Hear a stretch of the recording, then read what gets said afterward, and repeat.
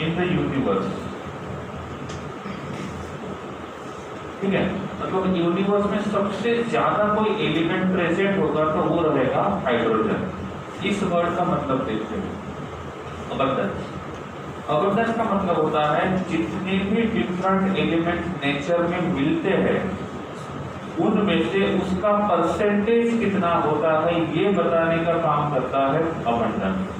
Normally जो abundance होता है वो in the form of percentage होता है, और यहाँ पे नेचर में अप्रोक्सीमेट 70% जो गैस है वो कौन सा है, हाइड्रोजन। तो एक नेचर में ये पूछा जाता है क्वेश्चन में which is the most abundant element in the universe, तो हम बोलेंगे कौन सा रहेगा, हाइड्रोजन।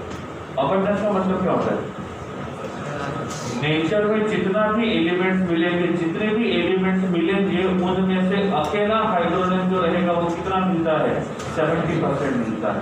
और इसलिए ऐसा कहा जाता है इसका परसेंटेज अबंडेंस जो रहेगा वो कितना रहेगा, 70। उसके बाद आता है this is 9 most abundant element.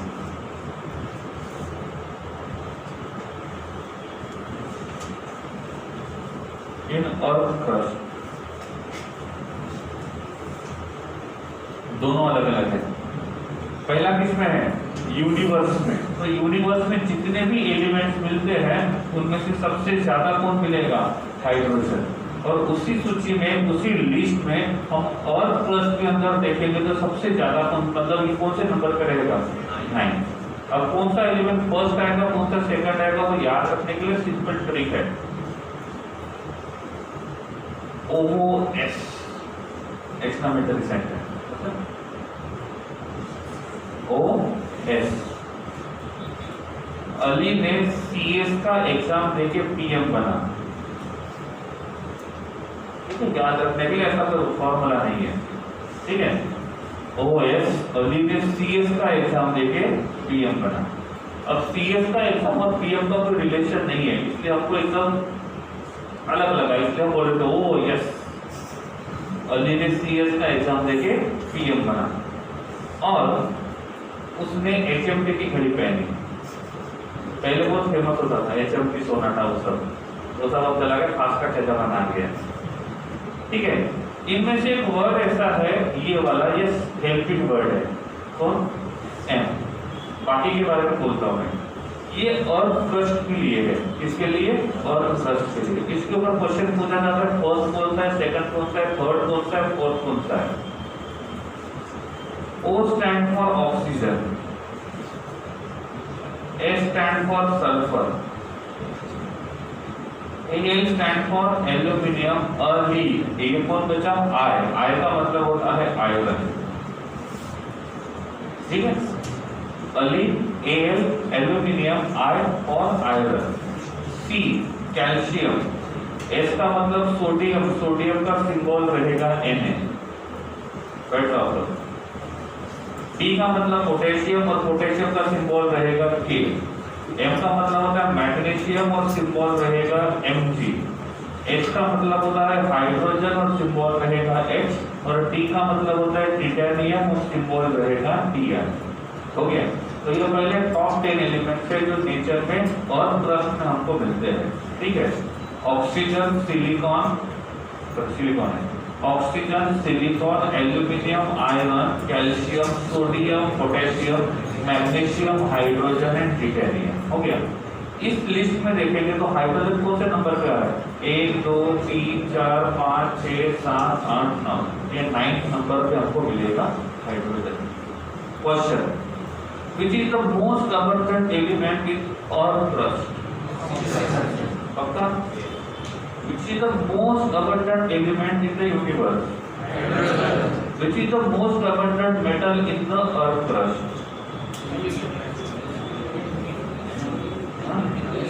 Which is the most abundant metal in the earth crust?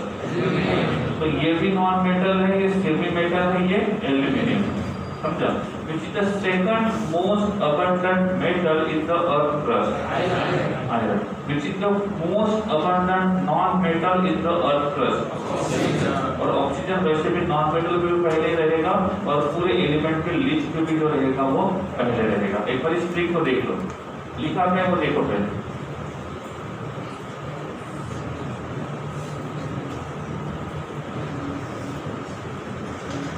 OS अधीन CS का एग्जाम देके PM बना और HTC का ब्रेक रहना, ठीक है। Oxygen, silicon, aluminium, iron, iron Fe, C calcium, S sodium, symbol Na, P potassium, K, M magnesium, हो गया। उसके बाद this hydrogen is present in two forms. एक को बोलते हैं हम लोग एटॉमिक फॉर्म और सेकंड वाला जो रहेगा वो रहेगा मॉलिक्यूलर फॉर्म। क्या फर्क है दोनों में?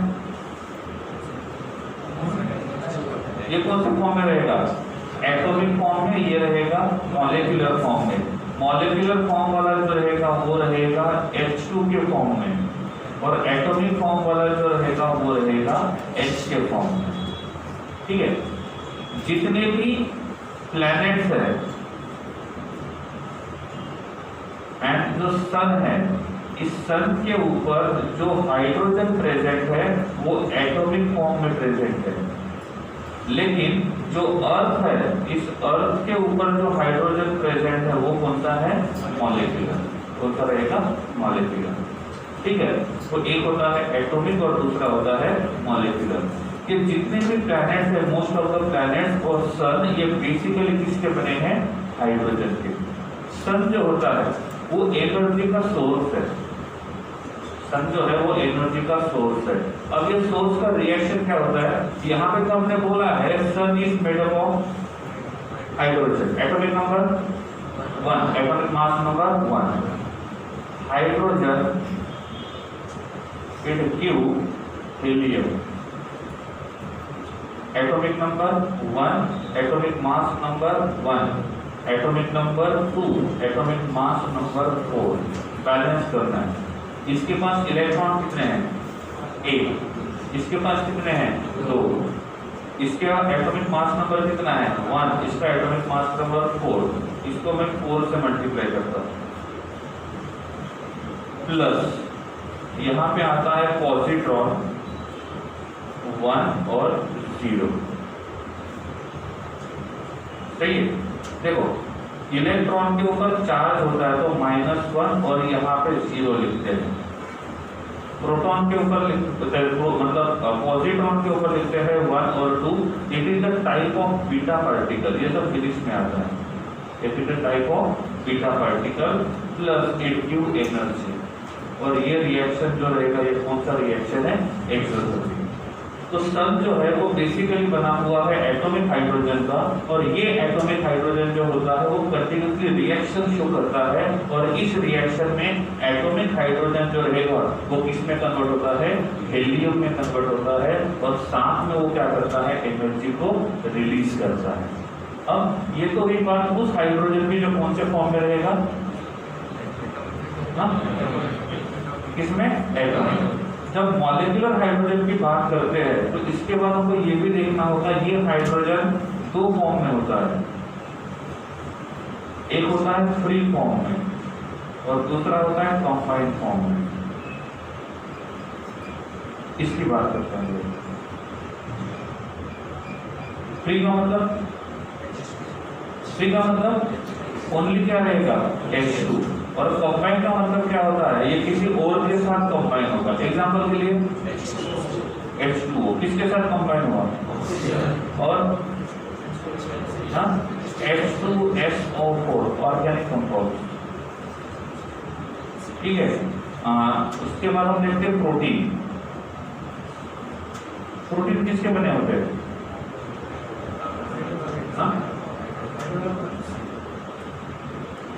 अमीनो एसिड कंबाइन होते हैं तो प्रोटीन बनता है। क्या बनता है? प्रोटीन।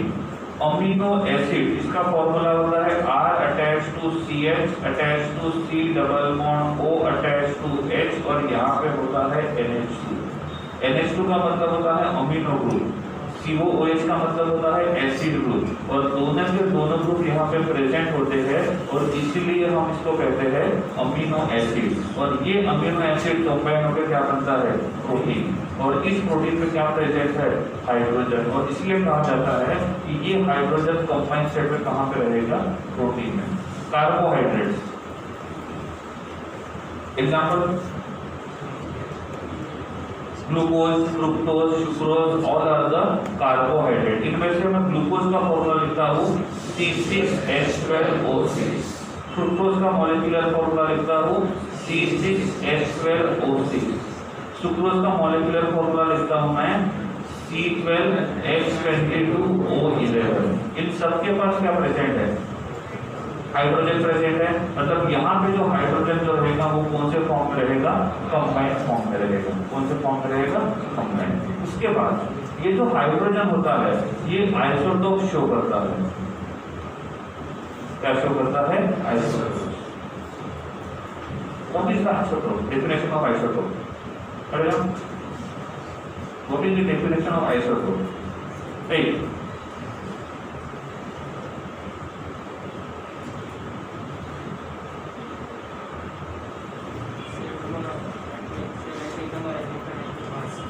बोलो। ओके ठीक है, राइट। आइसोटोप का मतलब होता है same atomic number but different atomic mass number. ठीक है, पहला क्या होता है उसको बोलते हैं प्रोटियम, दूसरे को बोलते हैं ड्यूटेरियम, तीसरे को बोलते हैं ट्रिटियम, तीसरे को बोलते हैं ट्रिटियम। प्रोटियम का सिंबल होता है H, atomic number 1, atomic mass number 1। Deuterium का सिंबल होता है H, atomic mass number 1, sorry atomic number 1, atomic mass number 2। Tritium का सिंबल होता है H, atomic number 1, atomic mass number 3। तीनों में डिफरेंस देखिए, तो एटॉमिक नंबर सेम है, atomic mass number is different. Protium का सिंबल एक ही है। ड्यूटेरियम का सिंबल या तो H12 लिखो या तो यहाँ पे लिख सकते हो कैपिटल D, दोनों में से कोई भी एक चलेगा। ट्रिटियम में ऐसे होता है या तो आप लिखो H13 या तो आप लिख दो यहाँ पे D। ओके, नेचर में ये मिलता है 99.985%, ये इससे थोड़ा सा कम मिलता है और ये बहुत ही कम मिलता है। ठीक है, अब नेचर में सबसे ज्यादा कौन मिल रहा है? मतलब 3 आइसोटोप में से सबसे ज्यादा कौन मिल रहा है? प्रोटियम। इसका मतलब जो सबसे ज्यादा स्टेबल होता है वो हमको मिलेगा या जो सबसे ज्यादा अनस्टेबल होता है वो मिलेगा? सबसे ज्यादा स्टेबल। इसका मतलब ये वाला जो रहेगा ये कैसा होना चाहिए? स्टेबल। ये भी कैसा होना चाहिए? स्टेबल। लेकिन ये जो रहेगा ये कैसा रहेगा?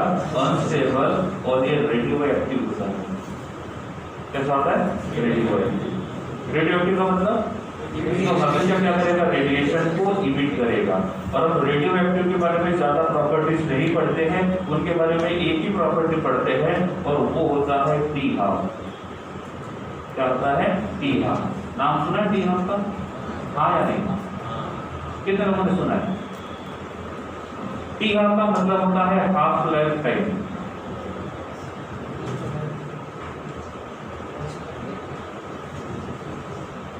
टी हाफ का मतलब होता है half life time. Simple definition, ये ऐसे होते हैं जो हमेशा रिएक्शन शो करते हैं और रिएक्शन शो करने की वजह से उनका मास जो होता है वो कम होता है। तो जितना अमाउंट हमने इनिशियल में यूज किया था उसका आधा अमाउंट होने के लिए जो टाइम लगता है that is called as the half life time. क्या बोला मैंने? जितना हमने इनिशियल अमाउंट यूज किया था उसका हाफ अमाउंट होने के लिए जो टाइम लगता है that is called as the half life time. Definition क्या बोलेंगे? It is the time required to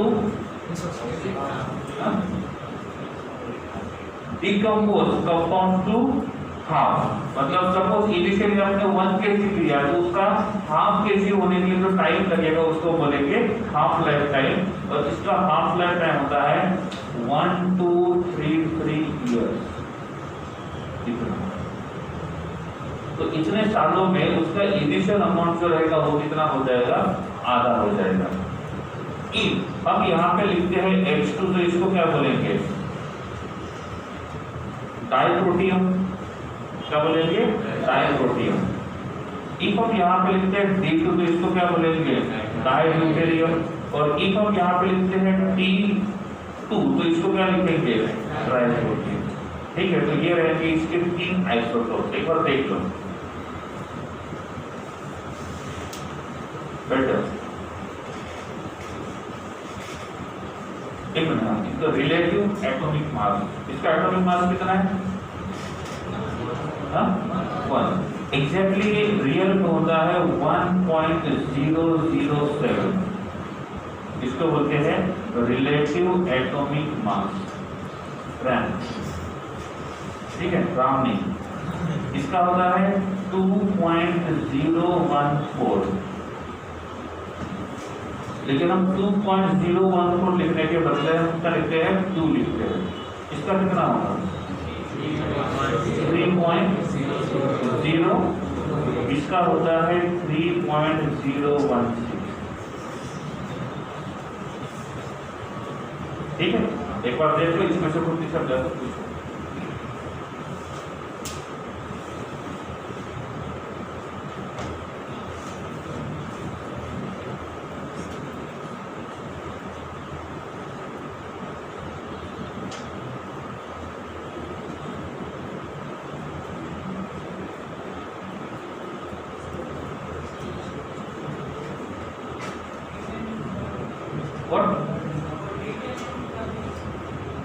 ये वाला, okay, it is a term half life time period.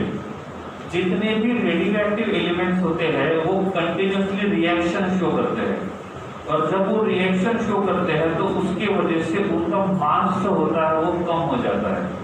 तो जितना हमने यूज किया था उसका कम हो जाएगा। जैसे हम बोलते हैं कि जो कैम्फर है, कैम्फर वो वोलेटाइल है, तो जैसे हम उसको हीट करेंगे तो किस प्रकार होता है, गैस। वैसे ही थिनर आता है, तो पेट्रोल,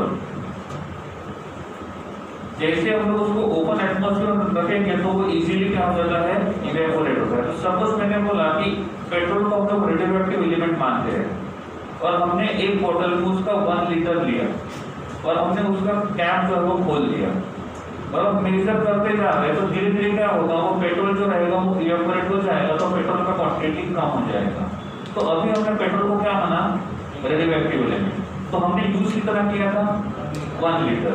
अब हमने नॉब खोल दिया, कैप खोल दिया, तो पेट्रोल जो रहेगा वो इवेपोरेट हो रहा है, और धीरे धीरे पेट्रोल का क्वांटिटी कम हो रहा है। तो जैसे पेट्रोल का क्वांटिटी हाफ लीटर हो जाएगा, तो पहले कितना था 1 लीटर, अभी कितना हुआ, हाफ लीटर। तो जैसे पेट्रोल को इवेपोरेट करने की जरूरत नहीं, वो अपने आप होता है, वैसे ही रेडियोएक्टिव एलिमेंट जो है वो भी अपने आप रिएक्शन करते हैं, उनको मतलब एनर्जी सप्लाई करने की जरूरत नहीं है। ऐसे टाइम पे पहले हमने यूज किया था 1 लीटर, अभी कितना है, हाफ लीटर। तो 1 लीटर का हाफ लीटर होने के लिए जो टाइम लगेगा उसको हम बोलेंगे हाफ लाइफ टाइम। तो जितना इनिशियल क्वांटिटी था उसका आधा होने के जो टाइम लगता है that is called as half life time. तो इस ट्रिटियम का हाफ लाइफ टाइम कितना है, 12.33 ईयर। इसको याद रखने का सिंपल तरीका है 1 2 3 4, क्या रखेंगे 1 2 3 4 याद रखेंगे हम लोग, तो एग्जैक्टली होता है 12.33 ईयर। इतना एक बार देखो, कुछ पॉइंट नहीं समझा तो पूछो।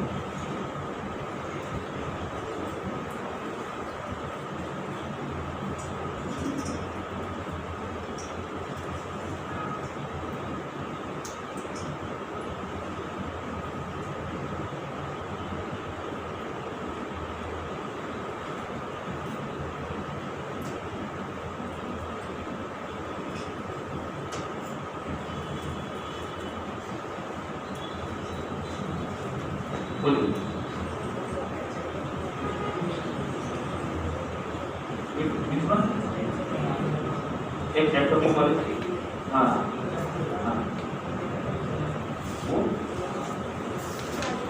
एग्जाम के लिए बोर्ड भी लगे किसी काम के लिए डेटा को लिख के आप याद रख सकते हो। याद मतलब वो रिएक्शन कैसा होगा वो, या तो ये पूछा जाएगा आपको एग्जाम में इनमें से कौन सा रिएक्शन सन के एटमॉस्फेयर पे होता है। ठीक है, रिएक्शन बहुत सिंपल है, 4 मोल्स ऑफ हाइड्रोजन यूज करेंगे तो उसका एटॉमिक नंबर होना चाहिए 1, एटॉमिक मास नंबर मतलब ये किसका वैल्यू होता है Z का, और ये किसका वैल्यू होता है A का। तो A के लिए Z का वैल्यू 1 है और A का वैल्यू 1 है, सही है। इसकी कितने मॉलिक्यूल्स यूज किए 4, तो Z कितना हो गया 4 और A कितना हो गया 4। इसमें से हीलियम के लिए Z कितना है 2 और A कितना है 4। तो इन दोनों को जब मैच करेंगे तो A तो मैच हो रहा है, क्या मैच नहीं हो रहा है Z। तो Z इसलिए मैच नहीं हुआ क्योंकि यहाँ पे कौन है पॉजिट्रॉन, और पॉजिट्रॉन जो है it is a type of beta particle जो 1 और 0 होता है।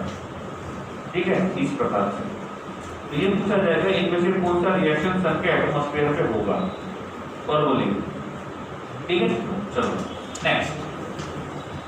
नेक्स्ट वाला जो आता है उसको बोलते हैं आइसोटोपिक इफेक्ट।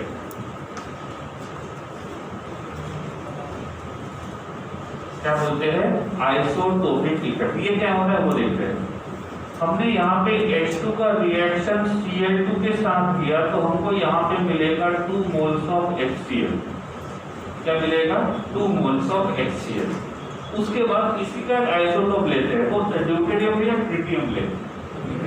ट्रिटियम नहीं ले सकते क्योंकि वो रेडियोएक्टिव है, सेहत के लिए हानिकारक है। ठीक है, तो हम यहाँ पे लेते हैं ड्यूटेरियम का रिएक्शन करेंगे Cl2 के साथ तो मिलेगा 2 मोल्स ऑफ DCl। क्वेश्चन ये है इन दोनों में से कौन सा रिएक्शन फास्ट होगा।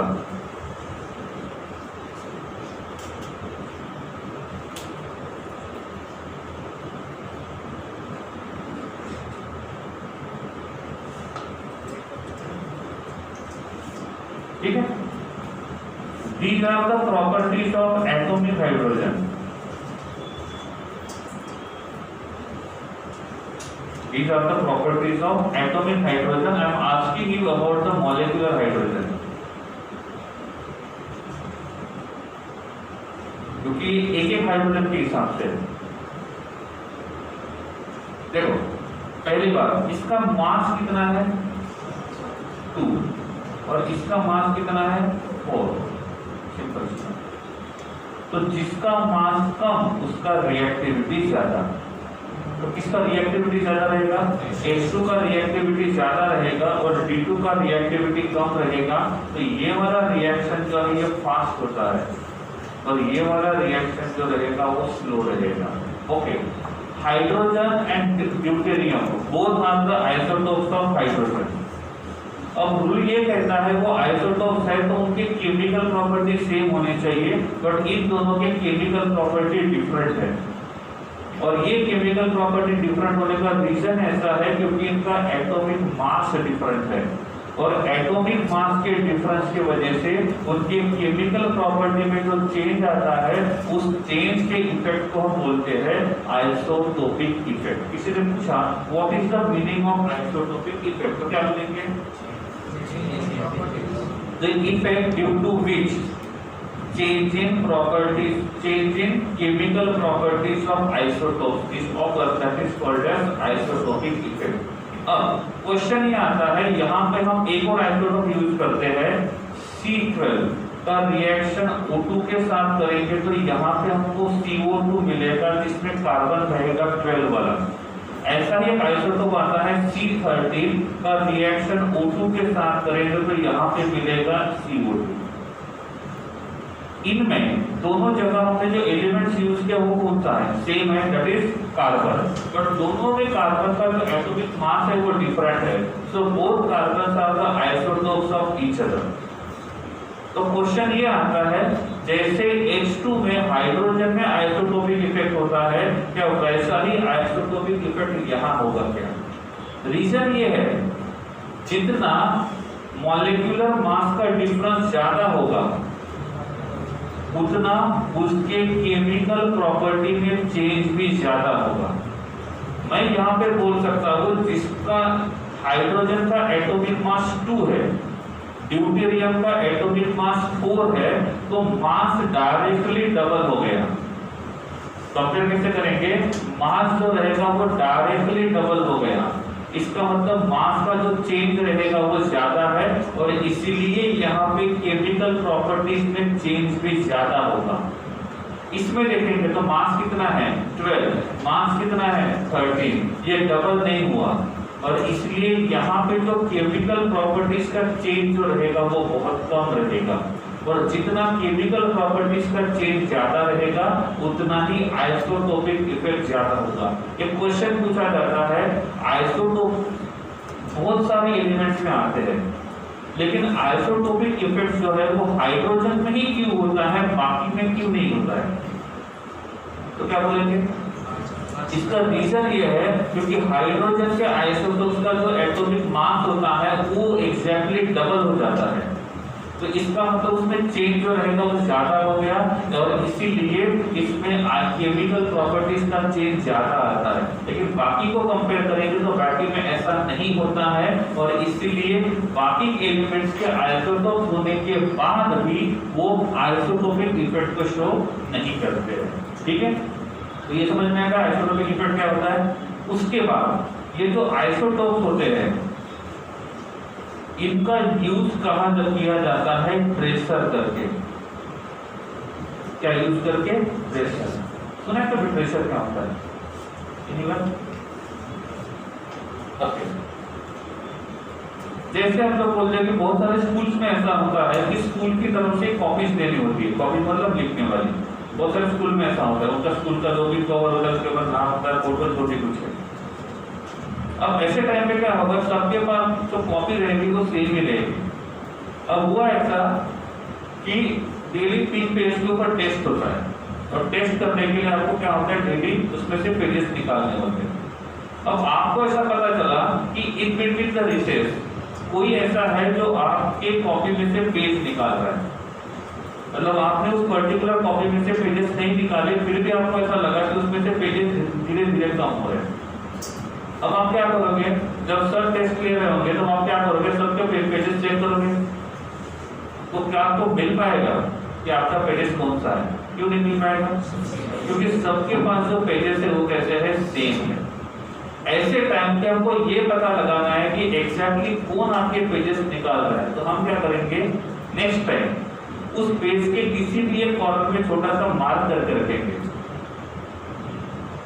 और बाद में क्या करेंगे हम लोग, हम ये चेक करेंगे कि वो मार्क वाला पेज किसके पास है, और जिसके पास वो मार्क वाला पेज मिल जाएगा, इसका पेज मिल जाएगा, इसका मतलब अभी तक जो पेजेस जा रहे थे वो किसके पास जा रहे थे, उसी के पास जा रहे थे। एग्जाम्पल, हमारे पास यहाँ पे रिएक्शन है R attach to C double bond O attach to OH। इसका रिएक्शन करेंगे R अटैच टू OH के साथ, तो यहाँ पे हमको प्रोडक्ट इसको R डैश लिख रहा हूँ, यहाँ मिलेगा R attach to C double bond O attach to R dash plus यहाँ पे मिलेगा H2O। ठीक है, अब क्वेश्चन ये आता है, यहाँ पे H2O मिला तो दो तरीके से, ये H प्लस आयन रिलीज करेगा और ये OH रिलीज करेगा। क्या बोला मैंने, ये H प्लस आयन रिलीज करेगा, ये OH माइनस आयन रिलीज करेगा, तो क्या मिलेगा, H2O। तो आप मुझे बताओ, H2O के पास जो ऑक्सीजन है वो कौन सा है, एल्कोहल के पास में से या कार्बोक्सिलिक एसिड? इसको हम बोलते हैं कार्बोक्सिलिक एसिड और इसको हम बोलते हैं एल्कोहल। तो आप मुझे बताओ, इस वाटर के पास जो ऑक्सीजन है वो किसका है, एल्कोहल का है कि कार्बोक्सिलिक एसिड का है? क्यों? क्योंकि एल्कोहल ने क्या दिया, OH, और एसिड ने क्या दिया, H। इन केस मैं ऐसा बोलता हूँ, इसमें एल्कोहल ने दिया H प्लस और कार्बोक्सिलिक एसिड ने दिया OH माइनस, तो ये ऑक्सीजन कहाँ से आया? अब इसमें पॉसिबिलिटी दोनों है, इसमें पॉसिबिलिटी दोनों है, और ऐसा नहीं है कि कार्बोक्सिलिक एसिड का ऑक्सीजन किसी और कलर का होगा और एल्कोहल का ऑक्सीजन किसी और कलर का होगा। तो हम ये नहीं पता लगा सकते हैं कि एग्जैक्टली कौन सा ऑक्सीजन यहाँ पे मिला। ऐसे टाइम पे हम किसको यूज करते हैं, आइसोटोप को। अब ये कैसा पता चलेगा, नॉर्मली जो ऑक्सीजन होता है वो होता है O16, कौन सा होता है, O6 थी। तो हम लोग क्या करेंगे, पहले इस एल्कोहल के पास के ऑक्सीजन को रिप्लेस करेंगे और यहाँ पे O16 की जगह हम O18 को यूज करेंगे। तो ये O18 जो है वो ऑक्सीजन का आइसोटोप है, ठीक है। ये क्योंकि हमको ये पता लगाना था कि वाटर में मिलने वाला ऑक्सीजन जो रहेगा वो एग्जैक्टली कहाँ से आ रहा है, वो एल्कोहल के पास से आ रहा है कि कार्बोक्सिलिक एसिड के पास से आ रहा है। तो इसके लिए हमने क्या किया, किसी भी एक ऑक्सीजन को रिप्लेस कर दो, किससे, उसके आइसोटोप से। तो हमने ऑक्सीजन का आइसोटोप लगा दिया, कौन सा, 18। अब ये ऑक्सीजन 18 यहां मिलता है, इसका मतलब वाटर में जो ऑक्सीजन गया वो किसका है, कार्बोक्सिलिक एसिड का। इन केस ये O18 यहाँ पे ना मिलता और यहाँ मिलेगा, इसका मतलब वाटर के पास जो ऑक्सीजन है वो कौन सा है। तो एग्जैक्टली कहाँ से ऑक्सीजन गया ये पता लगाना है, ये ट्रेस करना है। तो हम क्या करते हैं, उसी का आइसोटोप यूज करते हैं और वो आइसोटोप जो होता है, इस इफेक्ट को हम बोलते हैं ट्रेसर। तो आइसोटोप का यूज हम ऐसे करते हैं, ठीक है। ऐसा नहीं कि ऑक्सीजन के लिए, आप किसी के लिए भी यूज कर सकते हो, जिसका भी आइसोटोप है तो उसके लिए आप क्या कर सकते हो, इस प्रकार से यूज कर सकते हो। नेक्स्ट मैं यहाँ लिखता हूँ CH3 attach to CH attach to Cl attach to CH2 attach to Cl। अब इनमें से एक Cl बाहर निकल रहा है, अब वो कौन सा Cl है वो पता लगाने के लिए क्या करेंगे, हम दो में से किसी एक का आइसोटोप यूज करेंगे और बाद में देखेंगे वो आइसोटोप हमको कहाँ पे मिलता है, ठीक है। और इस टेक्निक को हम बोलते हैं ट्रेसर, ठीक है। तो ट्रेसर का काम करना है, मतलब हम ये देखेंगे कि उसको यूज करके देखेंगे कि एग्जैक्टली कौन सा एटम कहाँ पे चला गया है और ये ट्रेस करने का काम करते हैं, and that's why it is called as the tracer. इसके बाद ये हाइड्रोजन गैस जो है ये कलरलेस है। मैंने कल आपको बोला था सबसे पहले आपको कलर देखना होता है, इसका कोई स्मेल नहीं आएगा तो इसको बोलेंगे ऑर्डरलेस, ठीक है। इसका कोई टेस्ट नहीं होता तो इसको बोलेंगे टेस्टलेस। तो ये कॉमन प्रॉपर्टी है, ठीक है। ऐसा कहा जाता है it is slightly soluble in water.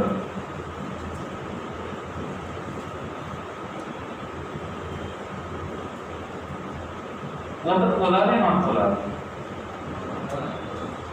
Sorry water नहीं, हाइड्रोजन पोलर है, नॉन पोलर।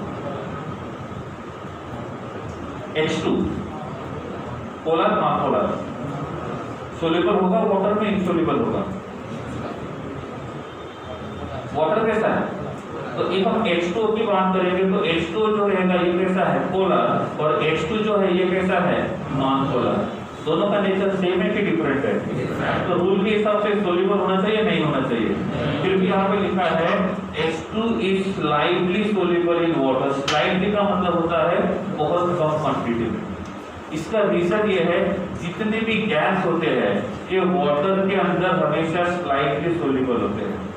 कोई भी गैस रहे, ऑक्सीजन रहे, नाइट्रोजन रहे, CO2 रहे, तो हम तो वाटर पीते हैं, उस वाटर के अंदर भी थोड़ा सा क्या होता है, ऑक्सीजन होता है। तो वो तो जितने भी गैस होते हैं वो वाटर के अंदर सोल्यूबल हो सकते हैं और ये सोल्यूबिलिटी बहुत कम होती है और इसलिए ऐसा कहा जाता है they are slightly soluble in water, ठीक।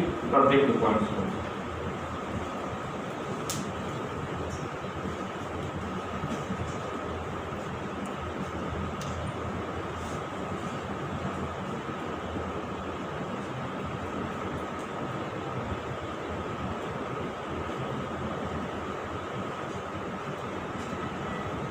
एक ट्रेसर वाला को ऑर्गेनिक में यूज करना होता है, ये पता लगाने के लिए कि एग्जैक्टली कौन से एटम ने कहाँ पे रिएक्शन किया और किस मॉलिक्यूल में कन्वर्ट हुआ।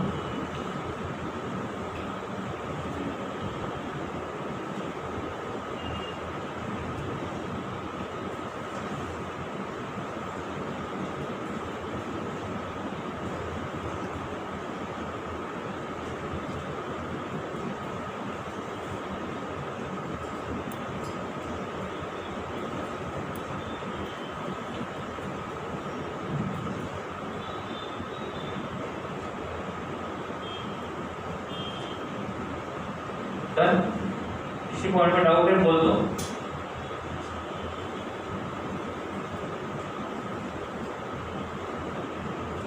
अरे तो physical properties of dihydrogen gas.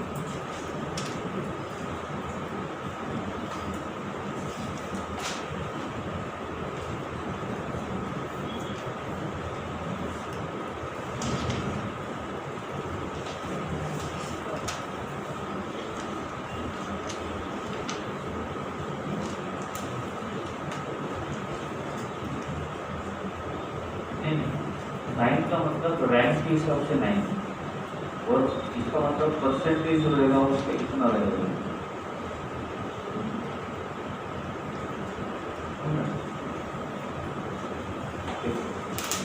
Total जितने एलिमेंट्स है इसमें से बोला कि एलिमेंट ए जो है वो 70% है, एलिमेंट बी जो है वो थोड़ा सा मतलब मान लिया हमने 20% है, एलिमेंट सी जो है वो 3% है, एलिमेंट 4 जो है वो 2% है। तो हमने परसेंटेज के हिसाब से अरेंज किया। तो परसेंटेज के हिसाब से अरेंज करने के बाद वो जिस नंबर पे आएगा वो नंबर यहाँ पे है, समझा। और रियल न्यूज का परसेंटेज कितना है वो ये दिया हुआ है। ठीक, जैसा कि पहला वाला मोस्ट अबंडेंट एलिमेंट मतलब 70, तो जितने एलिमेंट्स यूनिवर्स में मिलेंगे उसमें से 70% अकेला हाइड्रोजन है और इसीलिए वो फर्स्ट नंबर पे है, उससे ज़्यादा तो नहीं है। बाकी जो रहेंगे वो उससे कम रहेंगे, ठीक है। और ये तो बाकी का जो दिया है उसका परसेंटेज है, टोटल में से वो कितना परसेंटेज रहेगा। तो परसेंटेज मतलब टोटल में से कितना, और ये नंबर जो है ये रैंक के हिसाब से कितना है।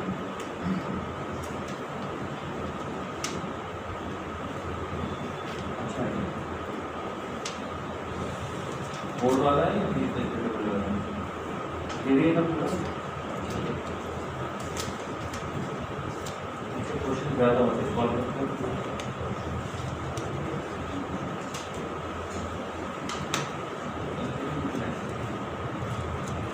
तो होंगे।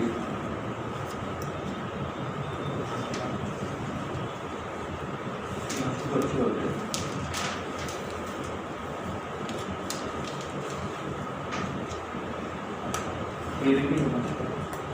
ये कुछ टॉपिक एक्स्ट्रा दिए उसके तो ध्यान रखो, वो टाइम निकल मतलब उसका टाइम खराब हो जाता है।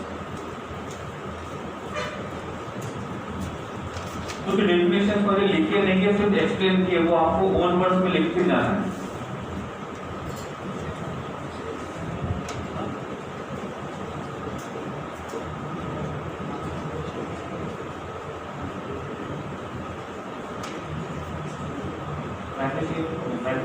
मैग्नीशियम में तो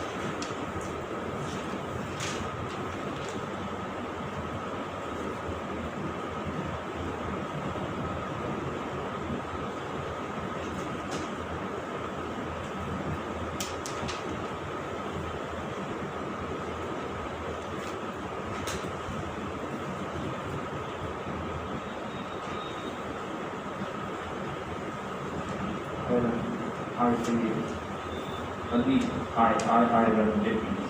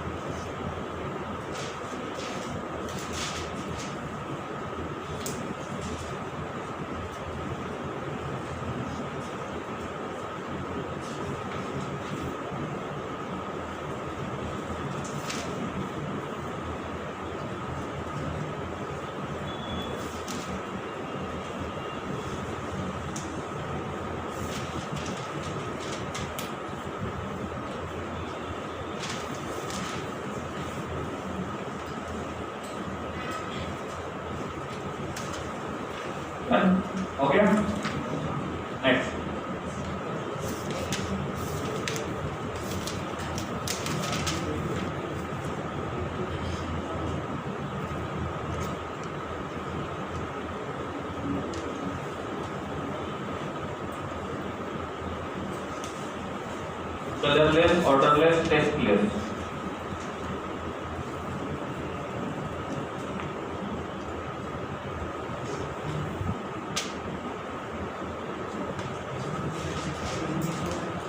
आइसोटोपिक इफेक्ट सिर्फ हाइड्रोजन ही शो करता है क्योंकि इसमें एटॉमिक मास नंबर उसके आइसोटोप्स का डबल या फिर ट्रिपल होता है।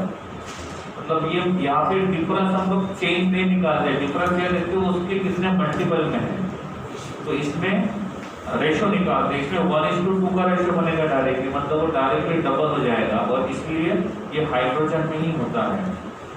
क्या लिखा है आइसोटोपिक इफेक्ट में? मॉलिक्यूलर मास में चेंज होने, लार्ज चेंज होने के वजह से उनके केमिकल प्रॉपर्टी डिफरेंट होते हैं।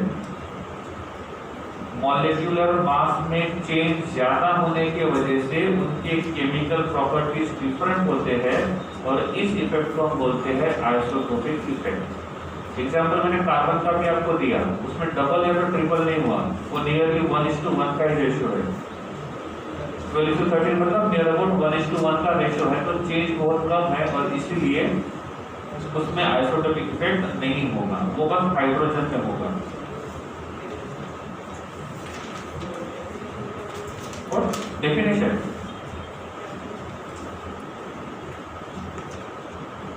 मॉलिक्यूलर मास में चेंज ज्यादा होने के वजह से उनके केमिकल प्रॉपर्टीज में डिफरेंस ज्यादा होता है and this effect is considered as isotopic effect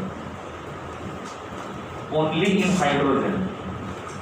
isotope तो बहुत सारे लोगों के हैं लेकिन उनका नहीं होता है। ठीक है, नेक्स्ट पॉइंट, इसमें कंटिन्यू करो।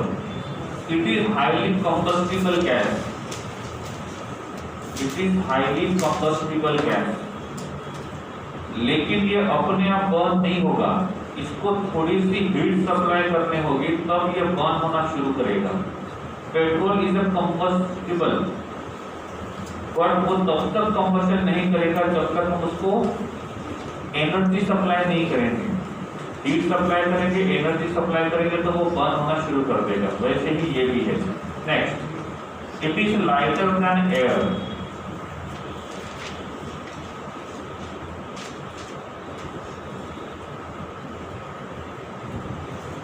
because its density is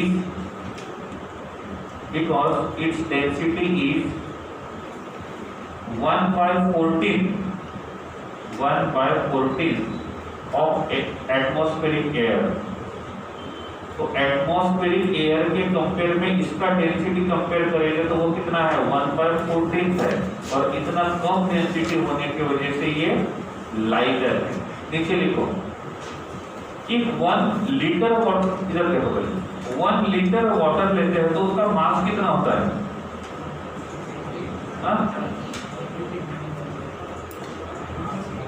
density कितना है वाटर का? 1। तो जितना उसका वॉल्यूम होता है उतना ही उसका मास होता है। इस मास केजी में है तो वॉल्यूम लीटर में आएगा और मास ग्राम में है तो वॉल्यूम ml में आएगा। ठीक है, तो आप को लिखो 1 liter water equals to 1 kg। 1 liter water equals to 1 kg equals to 1000 grams। सही है। अब नीचे पॉइंट पे कंटिन्यू करो डेंसिटी में। 1 liter H2 equals to 0.0899 ग्राम। 0.0899 ग्राम, इतना कम डिफरेंस है। देखो वाटर के साथ कंपेयर करो, वाटर में 1 लीटर का मतलब 1 केजी होता है, 1000 ग्राम होता है। यहाँ पे 1 लीटर का मतलब कितना हुआ? 0.0899 ग्राम, इतना कम होता है और इसलिए ये लाइटर दैन एयर है। ठीक है, लिखो it has high bond dissociation enthalpy। high bond dissociation enthalpy in bracket 435.9 kilojoule, 435.9 9 kilojoule पर मोल, इतना उसका बॉन्ड डिसोसिएशन एंथैल्पी है। क्या लिखा? It has high bond dissociation enthalpy due to 1s and 1s overlap, 1s and 1s overlap। तो यहाँ पे जो ओवरलैप है किसके बीच में है? 1s और 1s, और इसीलिए इसके बीच में फोर्स ऑफ अट्रैक्शन ज्यादा है। ओके, नेक्स्ट नंबर 1, उस पॉइंट में नंबर 1 एटॉमिक हाइड्रोजन। क्या लिखोगे? क्या लिखोगे? What is the meaning of atomic hydrogen? The hydrogen which is present in atomic form. Second रहेगा मॉलिक्यूलर हाइड्रोजन। क्या बोलोगे? The hydrogen which is present in molecular form. तो पहला हो गया एटॉमिक हाइड्रोजन लिखना है, दूसरा है मॉलिक्यूलर हाइड्रोजन। दोनों का मतलब बता दिया। पहला है एटॉमिक हाइड्रोजन, दूसरा है मॉलिक्यूलर हाइड्रोजन। ठीक है, तीसरा है नेसेंट हाइड्रोजन।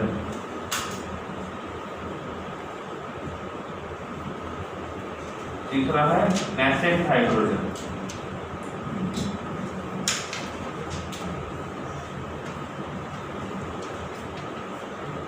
ठीक है, इन ब्रैकेट H कौन से फॉर्म में प्रेजेंट है? H।